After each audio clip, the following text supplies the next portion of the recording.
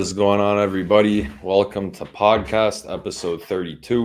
Going to be joined today by McKenna Elizabeth Johnson of MonsterConnect. Just before we hop into today's show, we got to get through the EF routing top hauls of the week. Starting in at number one, we got an Indiana to PA coming in between 2.4 and 3.5 a mile.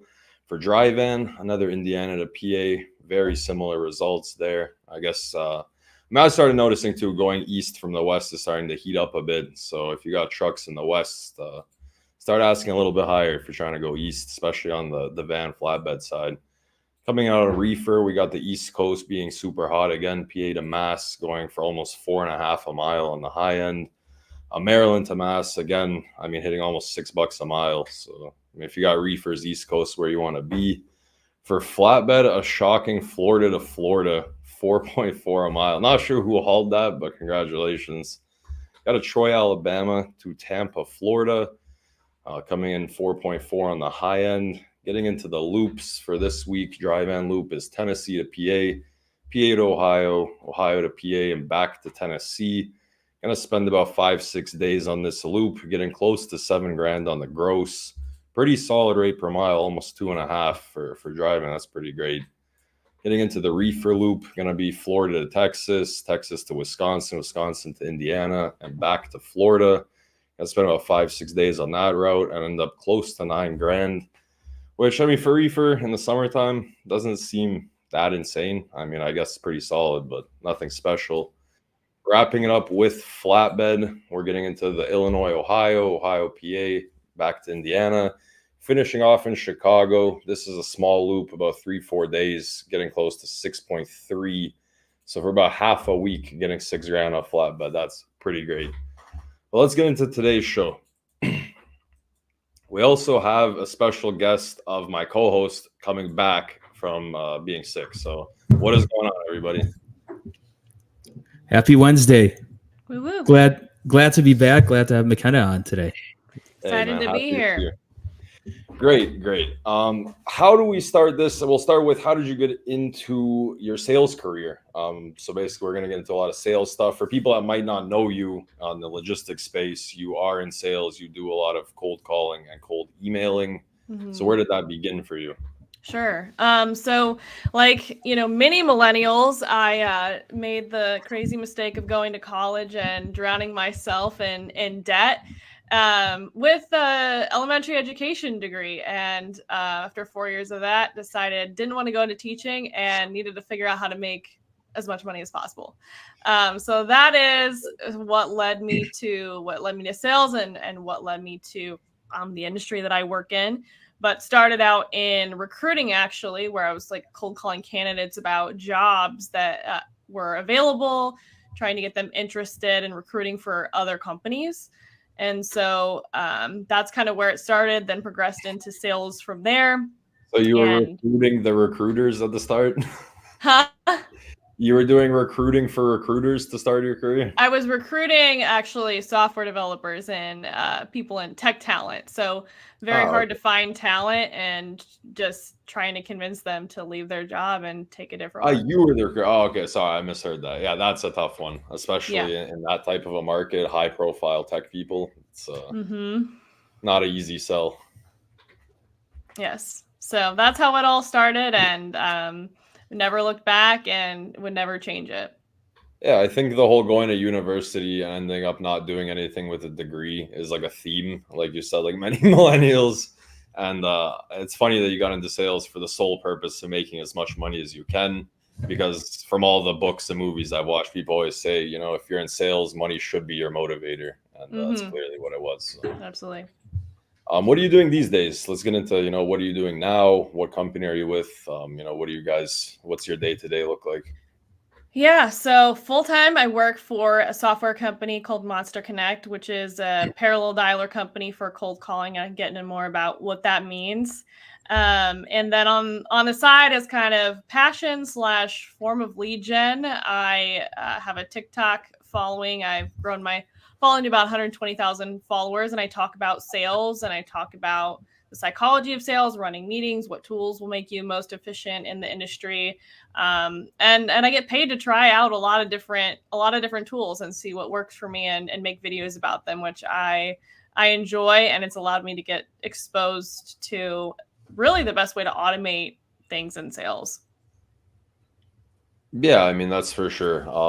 Having a following that big is definitely not easy to accomplish. As many people want to discredit people for that and say, "Oh, TikTok is easy." I just found out very recently that I couldn't even get a single view. So I'm working on it. That's a work in progress. But how did you start the following? Like, what motivated you like to get into TikTok, and how did you grow it? Sure. So I started it about 3 years ago, and I was in sales for a different company that didn't have a lot of marketing. And, the age old joke of, sales is like, what is marketing for? Like, what are they doing to generate us leads? Like, if they're not doing that, then they're not doing their job. Right. And so I was like, I'm going to start creating videos and posting them on LinkedIn so that my prospects and clients that I've met or people in my funnel are going to start seeing what we do and our services and all of that, and seeing that online. So I'm top of mind when they have, different things that we could help them with. And so I really used TikTok as an editing tool, honestly, because it was free. Wasn't really planning on like building a huge audience there. And then I also started making like content about jobs and interviewing because I'm passionate about, I came from elementary education, got into recruiting, got into tech, got into sales. And I was like, I want to help people and talk more about this, how to get into this, because I wish somebody would have done it for me. And so I made it a video about 8 things or like 6 things not to say in an interview. Like, don't talk bad about your former boss and don't complain about the commute, and like just like basic stuff, nothing groundbreaking. Right. And I had like this old 1950s song on in the background and like the shameful look on my face, and it would just pop up on the screen like one at a time. And that triggered something in people. I tell you what, because I woke up, I had 600 followers when I posted that. I woke up the next day, I had 6,000 followers. And there were like fights going on in the comments of like people disagreeing about different interview strategies, which obviously pushes more engagement, pushes your video out to more people. And it just started to grow from there. And that's when I realized, hey, like, I think I could do something with this platform. Like, I wasn't even trying to go viral, and so since then have just been consistent about posting about what I'm learning and what I'm doing, and different sales tips, tricks, all of that career stuff. And that's how it's grown to where it is now. What would you say are the top 3 things, like for someone trying to get into TikTok, right? Or Instagram, whatever, social media, what would you say are the top 3 things that they need to do to be successful in the space? Yeah. So number 1 is making it about your viewer and not you. So many people want to jump on the phone like they're already famous and say, hey, today in my life, or I was thinking about, or guys, so great, like speak like an influencer, right? But nobody knows who you are yet. So they don't care what your day in your life is like, right? So everything you post has to be about the other person. So you'll notice like the past year that I've posted, I start most of my videos with, if you're in sales, I'm speaking to you. I'm not about me. I'm not I, this is how I do it, whatever. So identify your target audience and the whole thing has to be about that. Right. So if you're in sales and really speaking about what they can do and things that they can use and making it so others focused. So cold line that you said though, because it's so true, right? Like you have people that have like 3 views on their video talking like they're already famous, like they've already made it. And it makes me laugh so hard when you go into like a live stream and somebody's emulating a successful streamer or influencer. And it's like, you didn't like you're not there yet. Right. So, you almost have to have at least like 500,000 before anybody's going to care about a day in your, a day in your life, or like your life of driving your Honda Civic to work. Yeah. So that's number 1. And number 2 is having like a bubble above you that says what you're going to talk about. So like, hey, 3 sales hacks for email automation, or 3 cold calling tricks, like something that somebody can read and say, hey, that's for me. I'm interested in that. I'm going to keep watching. Right. So that's a huge one. So the way you start So your the videos. title's not enough. You would say you should, because I struggle with that too. So I should be keeping my like top text that just is the same as the title, basically. Yeah, the top text, the hook, right? If you are in sales or if you are in logistics, or like you, not I. And then 3 is, well, I can't, this is hard to choose between the third most one, because I would say captions help people to continue watching, and the longer you Thank watch a you. video, Thank the you. more I it got into pushes such a out. long fight about captions with my business partner because I make them myself and I got a Yeah. new computer and it took me a couple days. And he's like, well, just keep uploading. I was like, I don't want to upload a video without captions. So I'm happy to hear that that made the Yeah, list. definitely for watch time. It won't, it depends on the platform. Like LinkedIn won't care as much. TikTok definitely does. And then also searchability. Like a lot of people will title things. I title most of my videos like how to cold call, how to do this, like very basic, so that when people search in the search bar, my videos come up instead of trying to make this huge long lengthy description. So almost kind of like YouTube, like when you go and say how to fix a door handle, right? That's what you like want to type in. You don't think like door handle project, type of, that's, you don't type that in.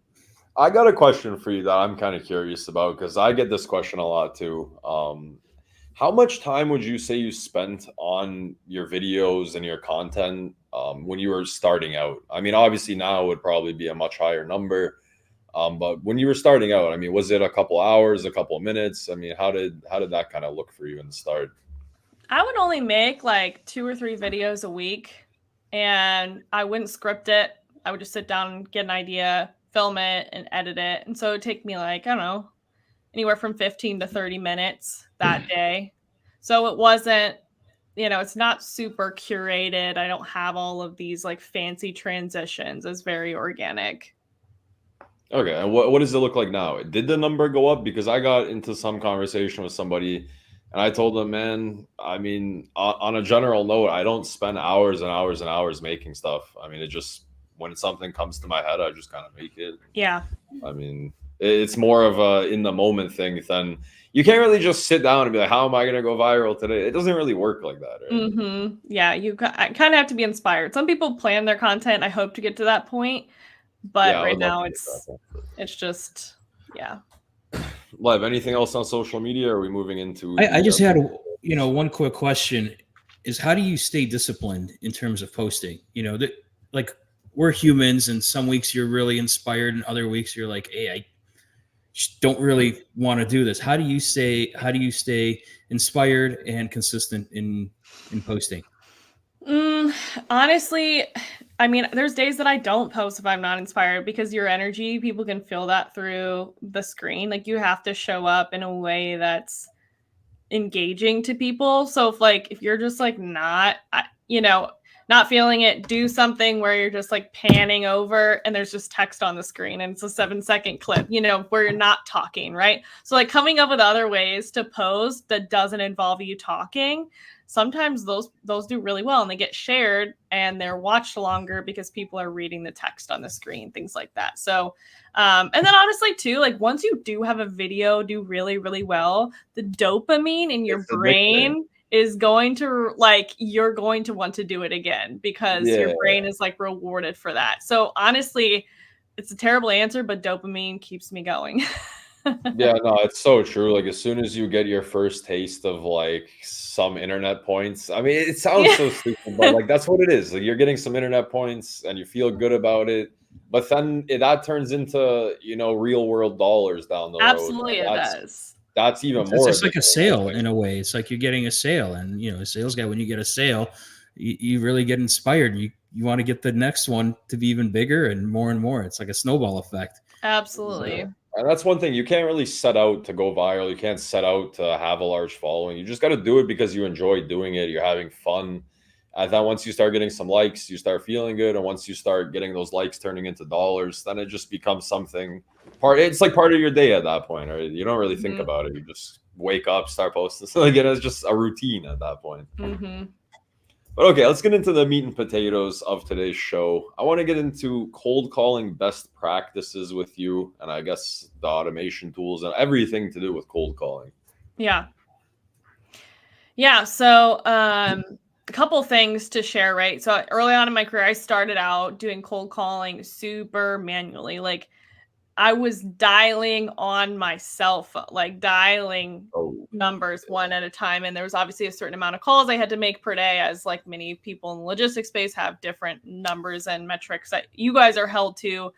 And so it would take me like 2 hours, to get through my call block. And I hated it.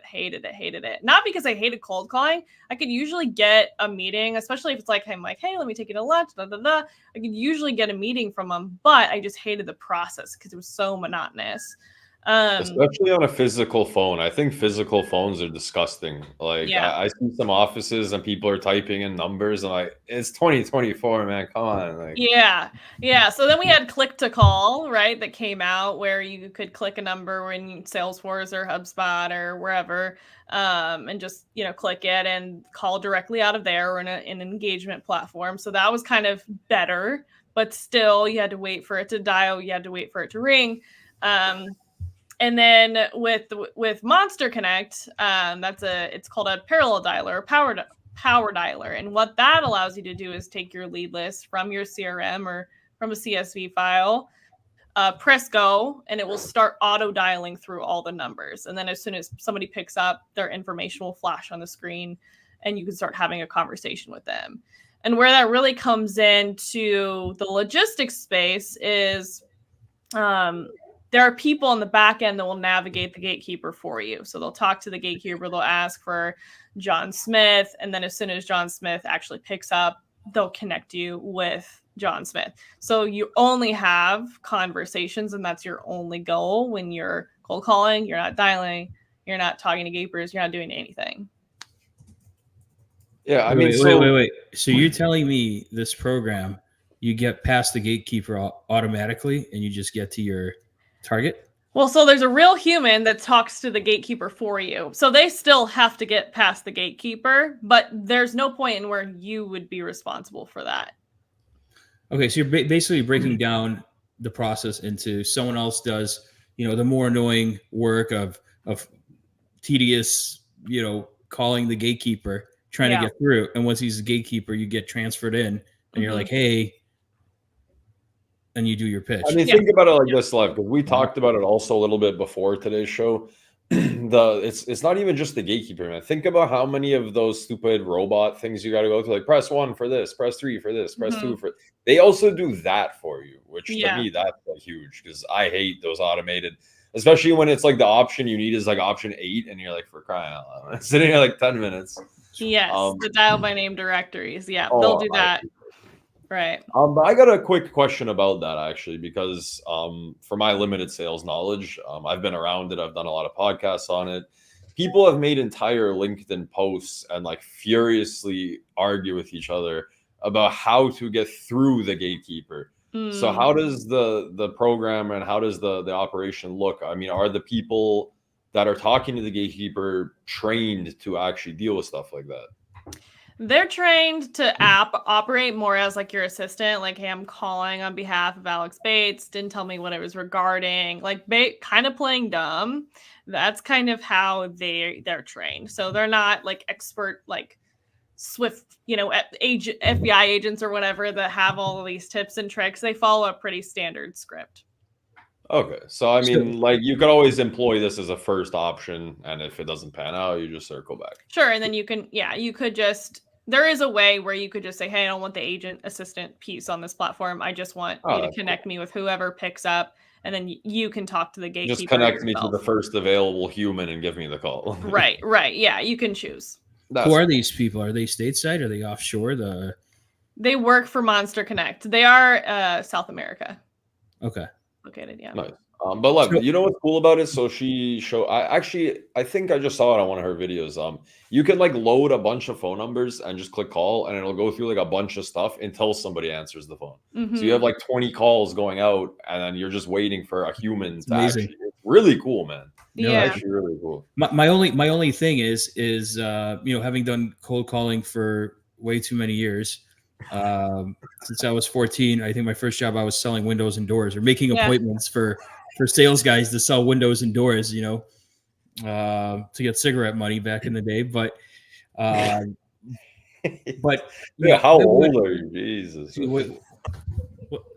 Let's not get into that. Let's stick to the cold calling. But my strategy was many times is to kind of like make friends with the gatekeeper, because the gatekeeper is usually the secretary, right, or whoever, the administrative assistant, and it's usually some lady that knows absolutely everything, like all the gossip in the office.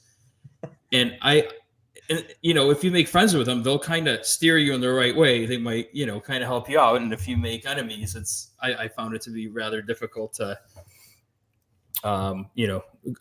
work with them.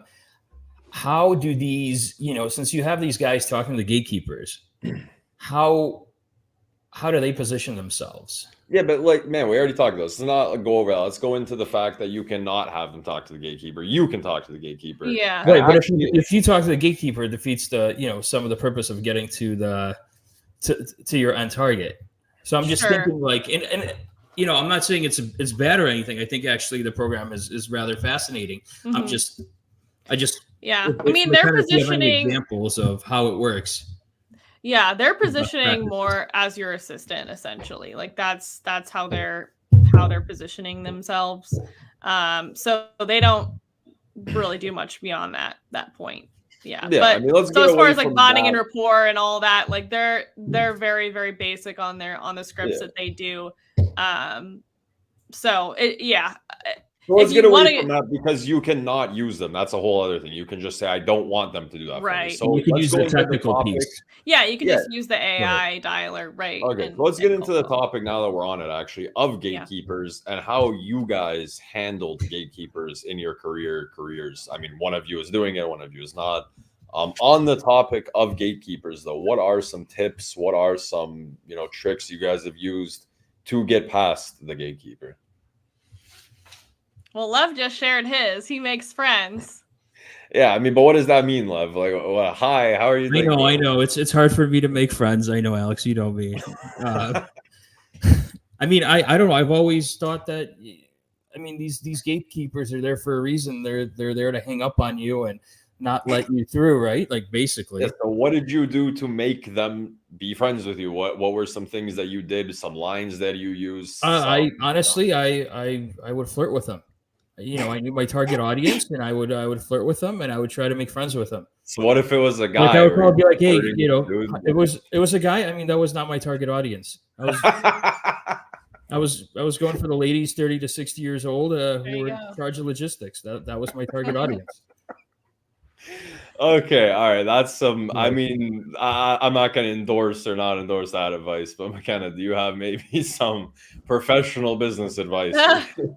Well, not beyond that. I mean, I always was just like, John Smith, please. Like, I would just be very like, very like direct. Like, I'm supposed to be talking to John. Obviously, okay. I didn't try to be nice. But also, I mean, now I really do a lot of office numbers and mobile numbers, because now you have tools like Wizza and Seamless and Zoom Info where you can like easily get somebody's cell phone in just a few clicks by looking at from their LinkedIn profile or whatever. So I use my resources. I just go directly. I'll go right around the gatekeeper. I'll go call their cell phone number. So on the topic of gatekeepers, we have standard Lev who flirts with them, and we have not anymore.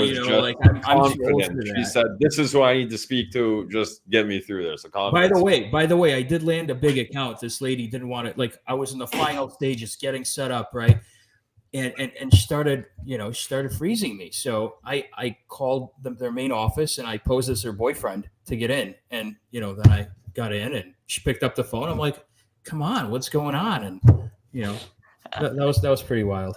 I heard I heard a story about somebody pretending that their family member was dying and they were in the hospital just to make a sale, and it worked. And I was like, man, I don't know. sales That's borderline unethical. yeah, so is flirting with people. That's we can make an argument for both of those being borderline unethical. But all right, so let's say we've gotten past the gatekeeper. What is the next step in the cold calling? When you finally get to your target audience, you finally get to the person you've been trying to get to. What are some steps in cold calling that you guys would recommend? Sure. So you're on the phone, and honestly, like, there's so many tactics out there, and I've tried a lot of them, but I think just being very straightforward. And I also like, it's a lot about your cadence. Like, hey, this is McKenna Johnson. And then I'll just say, I work for a company called MonsterConnect. And then I pause. And then I say something specific that I know that I researched. So like, I have a lead list that I'll call through of like all the companies that hire sales reps where cold calling is in the job description. And I'm like, hey, I saw a job posting on LinkedIn that said you guys do a decent amount of cold calling. And I'll pause and I'll wait for them to be like, yeah. And then confirmed they do cold call. And then I'll be like, have you guys ever tried a parallel dialer before or a power dialer? And then I'll pause again and then wait for their response. And that response kind of triggers what I'm gonna do next with the conversation. But it's very like broken apart, and I like say it so they have time to digest it. And one at a time. But wait, the pausing, I just wanted to, I think that's most important when cold calling, when you make your pauses. So I think it's super important. So thanks for talking about it. But yeah, other ones, some people will say like, hey, this is a cold call. Do you want to roll the dice? Like some people will say, like permission-based statements like, hey, this is so-and-so. Do you have a second? Like question-based or permission-based openers. I don't think I'm not against it. It's just not how I choose to. It also seems to open the door for rejection immediately. Like, no, I don't have a minute. Okay, bye. Well, I just assume like if they had the time to pick up their phone that they have a minute. Yeah, that's fair. So, I mean, the cadence in your voice, obviously giving pauses, and that's a whole other thing, not speaking too fast. You know how many videos I watch where I just turn them off because whoever's talking is just rapid firing words at me? And I'm like, yeah, I'm gonna just need to slow down a little bit with our calling. So I would say for cold calling too, just being calm, right? Like you can sense when somebody's like nervous or like very on edge when they just start talking really quickly, and it doesn't really give you time to think about anything that they're saying. So I mean, what else? Like, I mean, once you guys get through the initial openers, I mean, how do you guys handle rejections? I mean, what if the person says to you, I've used one, I hate them, then what would you say? Well, if they hate them, I'm not there to change their mind. There's somebody who doesn't, move on. But what I will say is when somebody says, I'm really not the right person for that. I'm not in charge of that. I'm not the right person. I ask for one piece of information from them before I leave. So I'll ask a question about their environment. Like, what CRM do you use? And they'll be like, oh, we use HubSpot. Okay, great. Thanks so much for your help. Bye. Because then I use that to go to the right person and then say, hey, we integrate with and I use it to further customize my message. So every touch point, even if they're not the right person, they can give me some information that's going to make my follow-up email or my follow-up call so much more custom and allow me to have a better chance at landing a meeting from that. That's actually ruthless. You're actually like a dangerous cold caller. Like these are things I would never even think of. It's like Mission Impossible. You're like, just before I leave you, because I can't get a decision out of you, can you help me in my search for the next person? So I like that. Yeah. I mean, Alex, go ahead. Yeah, I wanted to ask McKenna, script or no script or a combination? Like in terms of having a direct script and improvising, what's your strategy? I think the first, few months that you're calling for any company like new, you should have like a script of what you're going to say because then you can test out what's working and what's not working. And the biggest mistake I've made is trying something different every time and then I'm not even sure which one worked because I'm like, oh, I got shut down. Let me try it a different way. Oh, I got shut down. Let me try it. And then you've tried it 10 different ways. And you're like, oh, I don't actually know which one was the problem. And so trying something one way over and over again until you can figure out what works. And then, or try something new if it doesn't. So that's a big one. Like I think asking too many discovery questions at the beginning when somebody doesn't know who you are, is a great way to get shut down. I've experimented a ton of different ways. But the other big tip that I wanted to share, so I don't know if you guys are familiar with Gong or their platform, but they also create a lot of content and do a lot of research studies on cold calling and voicemails and sales data. And they actually just launched an article, which I thought was really interesting about voicemails, because there's always the age-old debate. Do you leave a voicemail? Do you not leave a voicemail, right? Because if you leave 10 voicemails, they're never going to pick your number up again because they know you're a salesperson. A LinkedIn post about should I leave a voicemail or not when I entered brokerage, and it was a heated debate. So I'd love to know your opinion on voicemail. So here's what the data says. They looked at 300 plus million cold calls. I think it was million, maybe 1,000. Either way, it's a lot. Still a lot of cold calls. And so here's two things they learned. One is don't leave more than 2 voicemails. After that, your response, like your call rate goes down significantly. So stopping at 2. The second thing that they found out is it's actually better to leave a very, very short voicemail that just says your name, your company. Hey, I'm sending you an email right now. Subject line X. Check it out. Don't pitch in your voicemail. Don't do the whole, this is who we are, blah, blah, blah, blah, which we've all, like, I didn't know there was like a huge thing wrong with that. But the biggest thing that you're supposed to do is get them to go read your email, because email reply rates double when you leave a voicemail that says, go look at my email in your inbox, and you don't pitch, because they're curious enough to be like, I wonder what this guy has to say, or I wonder what the deal is. And they'll go and search their inbox and find your email. I think that's an awesome tip. Just 1 second, love, because I think one thing that I read about this, which is pretty crazy too, and I use it as well, is the whole transcribing voicemails. So you can just, like, I have 1 million missed calls a day. I just looked at it. I have a 70% missed call rate because I'm always on the phone. And like all the voicemails, I can just read them quick. It's like a text message. Right. So I think that technology has also vastly shaken up the voicemail system. Yeah. Because your voicemails are getting through now. People are actually just reading them quick. And if you keep it quick and simple, that it says, if I read, hey, I send you an email, go look at it, I would probably just open up my email too, right? Right. And you want them, like, you have a better chance because then they can see your company. They can look at your website real quick. They can do all of that stuff from their computer that they wouldn't otherwise have done from just listening to your voicemail. Yeah, go ahead, Liv. No, I mean, I've noticed this years ago, but especially the younger generation, kids right now, like getting out of college and, getting their first job in logistics and in various positions. Oftentimes, they don't even put their, like shippers, right? They don't even put their phone number on their email. There's no way of getting a hold of them.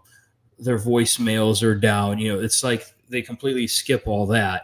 How do you find these people and how do you attack them? So anybody that's on LinkedIn, I can usually get their phone number pretty quickly because I have a browser extension called Wiza, W-I-Z-A, and it's like a little button that appears on people's LinkedIn profiles, and I click it and it will find their email and their cell phone number typically for me. And then I just use that data to call them. Now it's not 100% accurate all the time. And if this person has never, like, if they've never been on LinkedIn in like 20 years and this like profile is super old, like it's not going to be as accurate, but I can usually find most people that way. And there's other tools that do something similar as well. I mean, Lev, were you around during this era of all these AI? I feel like you got out of the game before all of this, right? I was doing more of the, old school methods, but Yeah, that's what I'm saying. Because all these tools are like pretty new. I mean, have you heard? which So was amazing. my biggest thing with McKenna is this whole power dialing thing, right? Because I watched the video, I'm like, dude, you could call like 50 people and just wait for somebody to appear. It just seems so streamlined, and I feel like you got out of the cold calling game before all of these tools like showed up, right? Because I mean, you didn't have these options back then. Not really. Not really. That's why I'm like rather fascinated by, how much things have changed and are evolving on a daily basis. So it really has. But I still feel like most logistics companies are still doing it old school. Like when I cold call them, they're all still doing it like the old way. What I call a software company, they've got the latest and greatest. They've got, and because software companies cold call as well all the time. And they've got all the things, they've got all the tools. And so it's really just kind of like, I think the more plugged in you are to that space, the more like aware you are of other things.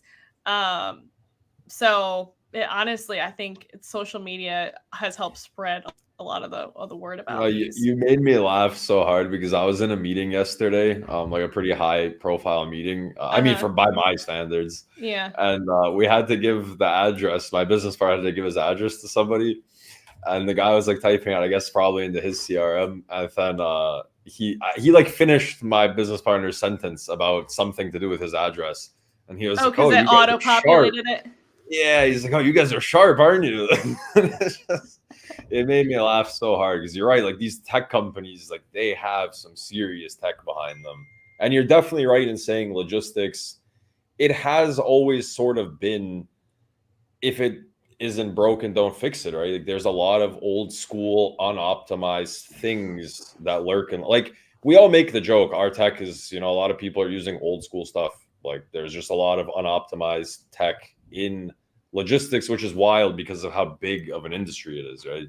So I think that you yourself have a huge, role to play. I mean, you are in some logistics companies, right? Like you are in some capacity selling to logistics companies. Yes. Current customers. We worked JB Hunt for years. Oh wow. Okay. So definitely a target. Just because it's y'all have usually never heard of most of the things. So it's like kind of like, like having someone experience snow for the first time. Yeah, you're like the kid in the candy store. Like, hey, you want to find telephones? Hey, you want to find addresses? You want to find this? Like, I have a tool for all of these things. Yeah. I mean, but back into cold calling. Any kind of closing things? What are some closing kind of tips you would leave people on the topic? Pickup rates are a little bit higher when you use the area code from the person that, like, where they live, which can be auto generated in these systems.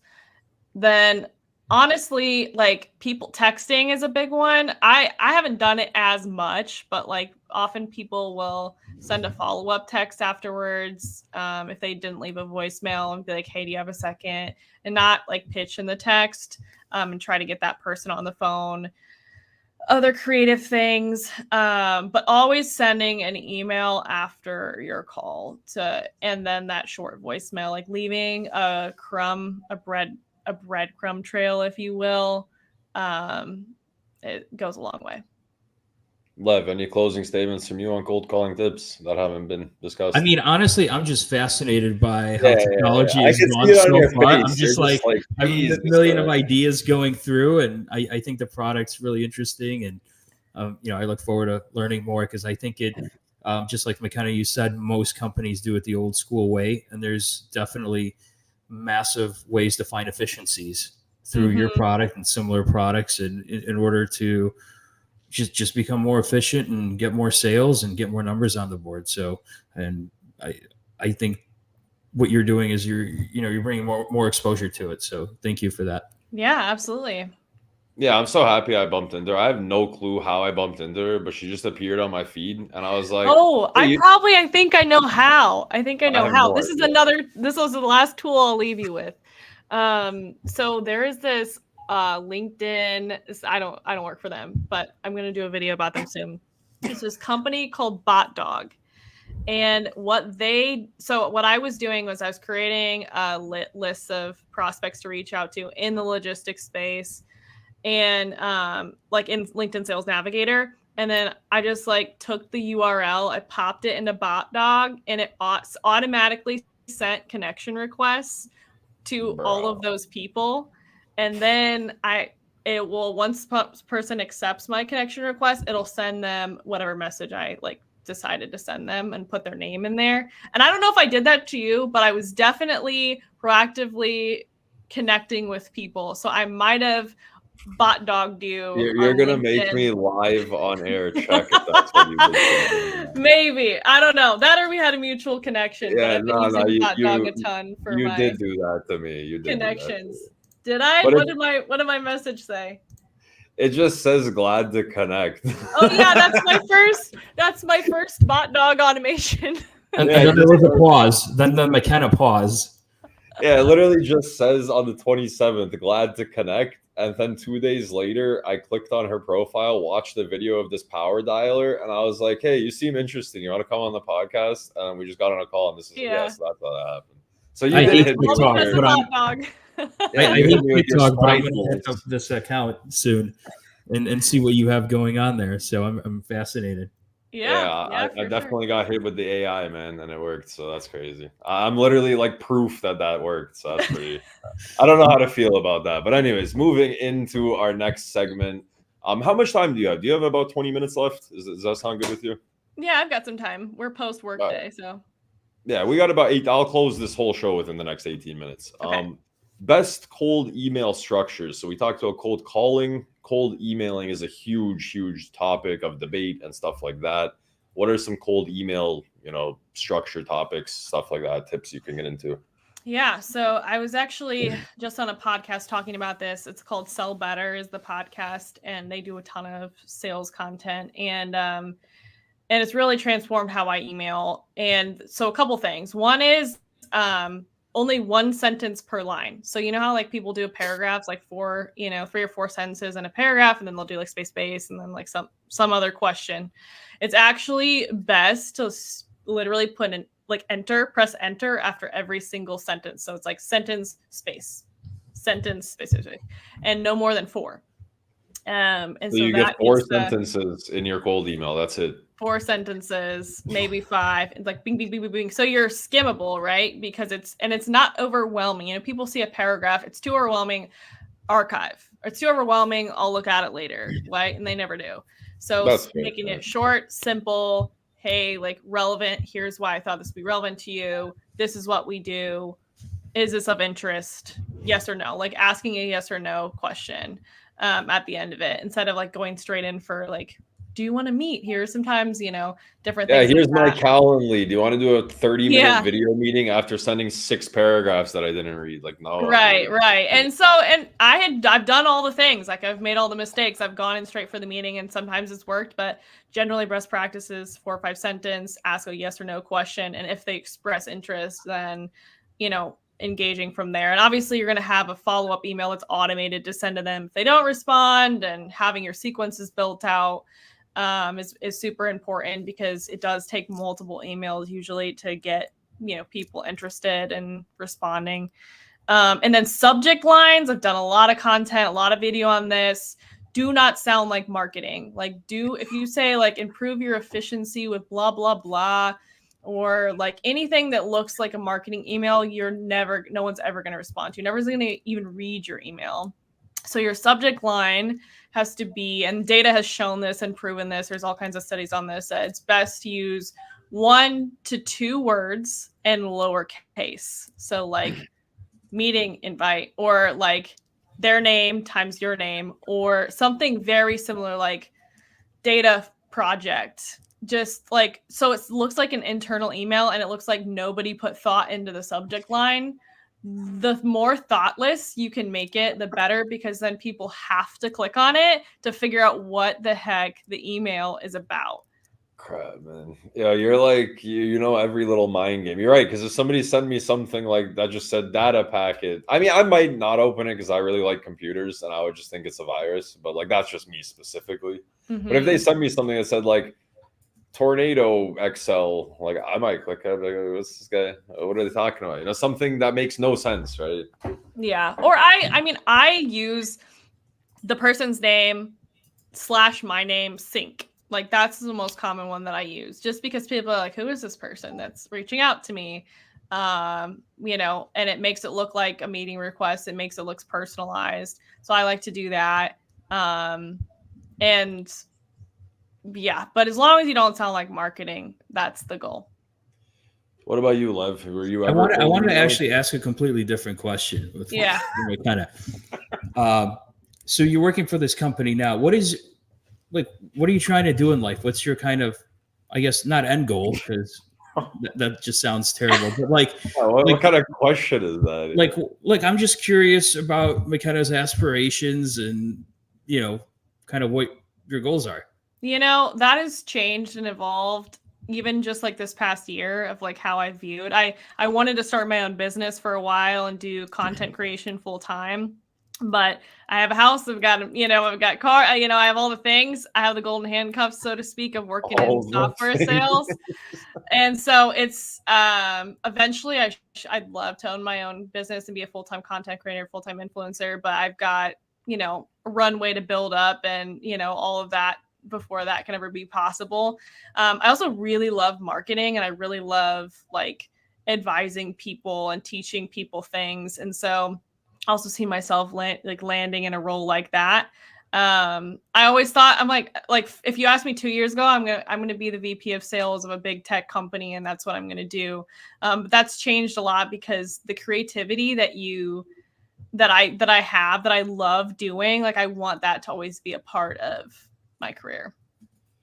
Yeah, I mean, that's the thing. You're always, I've just, after the past 47 minutes of us talking, you keep coming back to this teaching thing. So you clearly love, I mean, that's what you went to school for. You clearly have a love for teaching people and bringing knowledge to people in fun ways. Mm-hmm. Obviously, teaching kids didn't work out, but I mean, hey, teaching adults cool tech stuff, teaching us how to get phone numbers, how to call them, like, you always keep coming back to the teaching thing. So that's definitely something I can see in your future. I mean, you're clearly doing it now with, your social media stuff, and teaching seems to be something that you just keep kind of coming back to. Right? That's true. That's a really great observation. I still love it, just in a different capacity. I listen sometimes, but I mean, like you good with everything? We're going to start getting into the fun stuff. Let's do it. Any closing thoughts, McKenna? Any closing tips? Anything we maybe didn't touch on work related as we start moving into coupon codes? I do. I will have some coupon codes for or some free trials on my TikTok. If you go through my videos, there's different things that, and my link in bio has some. So those will be there. Yeah, feel free to slap them into the videos when I post them tomorrow in the comments. Just knock yourself out. Use your AI tools to start stealing everybody's everything and sending everybody emails. Man, you're like terrified, man. Like, you're gonna bring it into the friend group. Everybody's gonna start getting AI emails flying everywhere from them. Like, automation. I love it. Automation at its finest. In the theme of finishing the show in the next 10 minutes. I want to get into 2 of your craziest stories. One of them, hopefully logistics related. If you don't have any, that's fine. I also want to get into craziest sales call or email story. So if you have logistics related and just sales related stories, some wild interactions. Wild logistics stories. That is, I mean, I don't think that it's gotten crazy.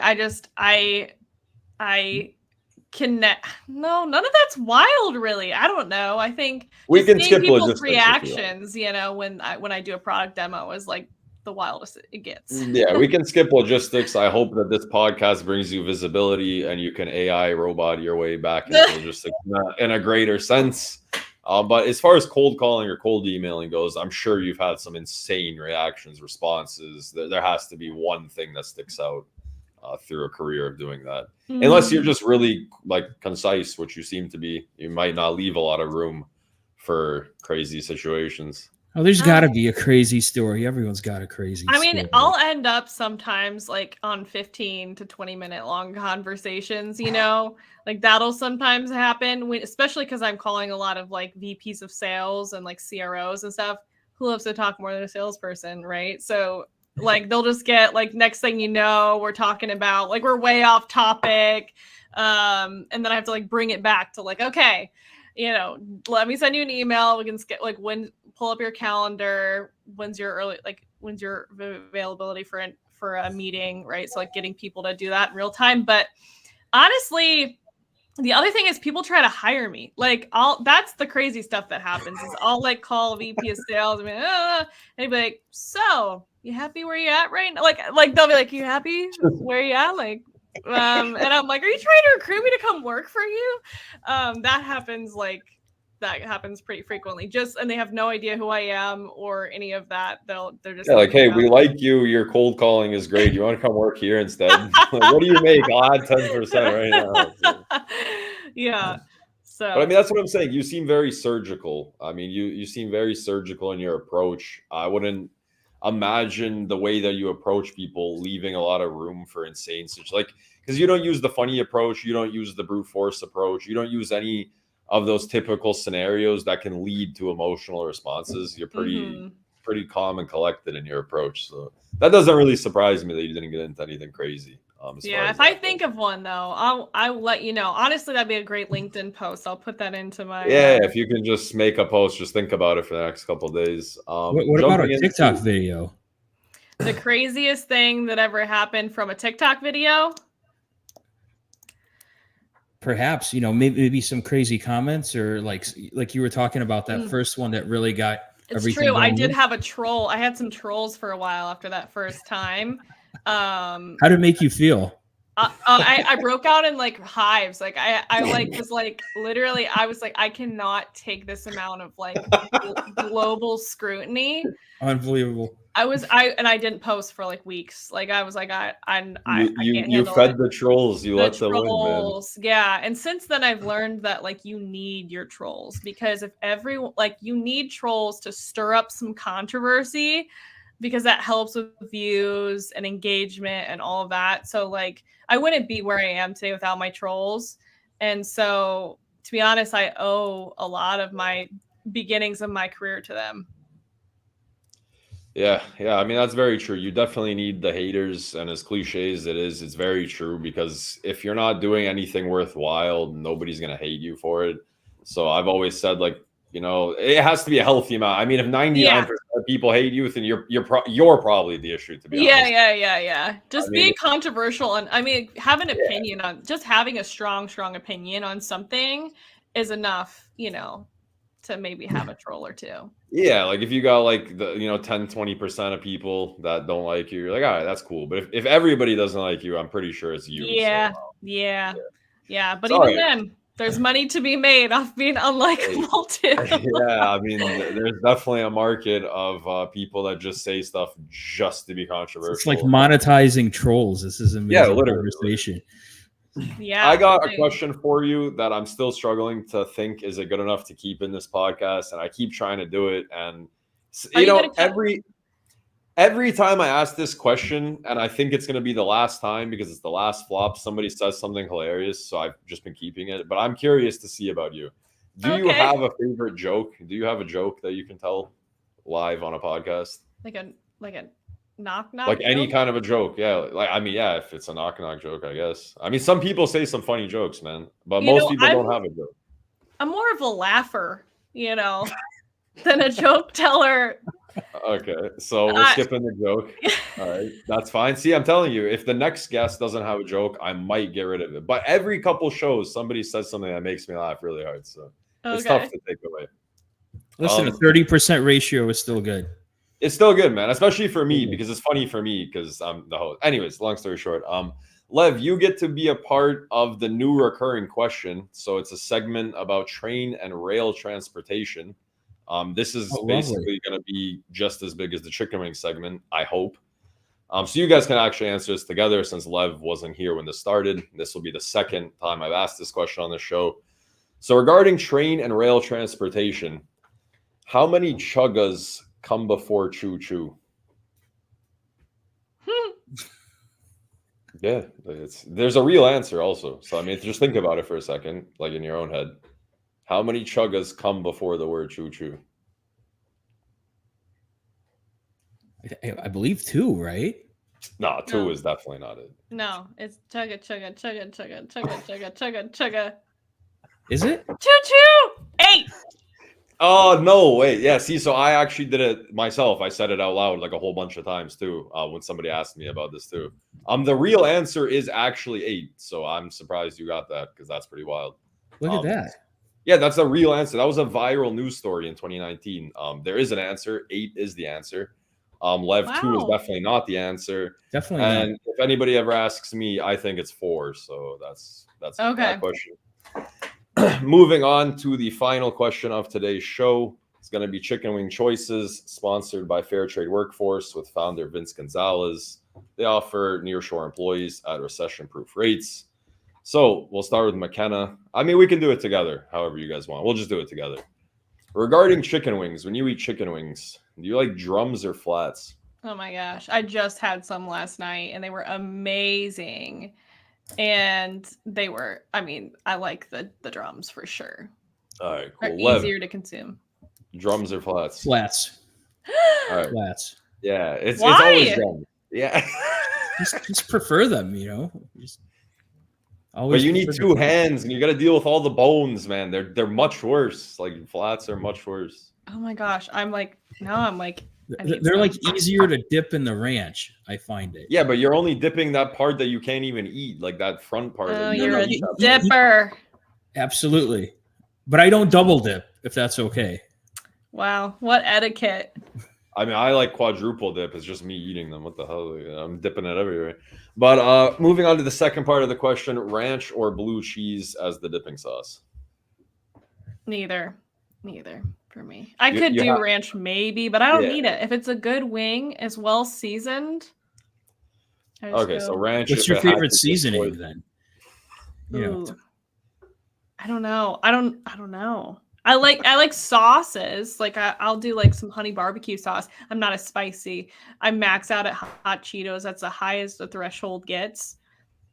But that's my local store. So I don't know if you know this about me. I just moved to a small village in the middle of nowhere, Serbia, and my store just got flaming hot Doritos, and this is the second bag I've purchased, and they are very hot. And I have one. I'm ready to eat it tonight. It's gonna be Oh my crazy. gosh. Where did you Alex. live before then? I'm from Canada, like from Toronto. So I was born and raised in Canada, and then I moved over here. And I lived in the big cities for a while, and I ended up in a village. But yeah, flaming hot Doritos is a new thing in my village, and I'm very happy about it. Nice. So Lev, ranch or blue cheese? ranch, Okay, and breaded or non-breaded? breaded. Or it's my turn. Non. Yeah. Grilled if we can. Okay, but if you had to pick breaded or non-breaded? Non. Oof, oof. You had me at drums, you lost me at non-breaded. The dipping sauce. Can't win 'em all. As far as timing goes, I think that's it for today's show, Lev. We're not going to get to the quiz show. McKenna is just too much of a god with the cold calling stuff, so we had to keep it there. Thank you for your time, McKenna. Thank you for teaching us. Yeah, it was great a bunch of to stuff. chat with the both of you. And you can find me on TikTok at McKenna.Elizabeth, on LinkedIn at McKenna Elizabeth Johnson, on YouTube McKenna.Elizabeth, and on Instagram at McKenna.Elizabeth.pro. Well, you'll see your videos from this podcast on my TikTok, and hopefully you'll be the only person that watches them, since that seems to be the theme of my TikTok right now. Don't speak that over. Don't speak that over this video. I'm new to TikTok, but we're going to see how it goes in the next 1 to 2 months. Thank you, McKenna, for everything. Thank you for making the time for today's show.